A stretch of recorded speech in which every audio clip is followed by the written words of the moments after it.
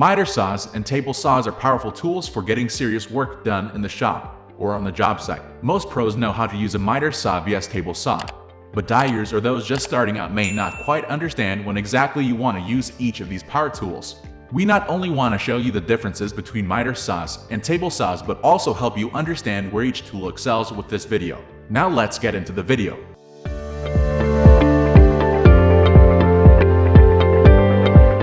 At its heart, a miter saw cuts angles across narrow pieces of wood that might be 2x lumber, but more often than not, you cut crown, base, chair rail, or cove molding with these saws. You may also find yourself cutting flooring. If you don't need to cut angles, a miter saw makes quick work of crosscuts when you need to shorten a board or piece of trim to length. A miter saw cannot make longer cuts simply because you're limited by a combination of the style of saw and the blade diameter. As you can imagine, a 12-inch sliding saw has much more cross-cutting capacity than a 7/1/4 non-sliding miter saw, regardless of blade size.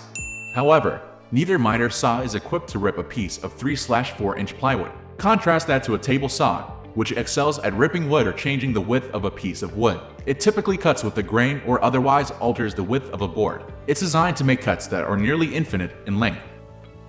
With a miter saw, you cut using the bottom of the spinning blade. A miter saw's blade rotates so that the exposed part of the blade moves away from you. That also means that any wood caught up by the blade gets thrown away from you. With a table saw, you cut using the top part of the blade. Because of this, the blade actually spins toward you. If a piece of wood gets caught on the blade, it generally moves back toward you very quickly. Both tools have safety measures and guards to protect against these problems. Miter saws have a guard that covers the blade as it lowers to engage the wood, that keeps you away from the part of the blade that faces you as you cut. These saws also typically warn you against putting your hands too close to the blade when holding material against the table or fence.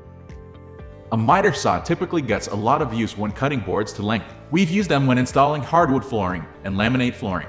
A miter saw even came in handy when doing a large siding job on a historic home. Table saws don't often hit the job site except when really needed. When framing, many of the cuts typically made by a table saw can be made by a circular saw. That saves a lot of hassle over setting up a table saw to rip wood that doesn't need 1/32 precision. Table saw stands can also make use of a gravity rise stand. Keep in mind, however, most table saws already weigh quite a lot. You may opt for a compact model if you intend to bring it to a job site for work that requires it. However, a table saw provides more versatility overall. Because it ships with both a rip fence and a miter gauge, you can make both rip cuts and crosscuts. The miter saw makes easy work of your starter and ending crosscuts. We recommend both. Now it's your turn. Which one impresses you the most? Let us know in the comments section below. Also, do share and subscribe to our channel for further video notifications.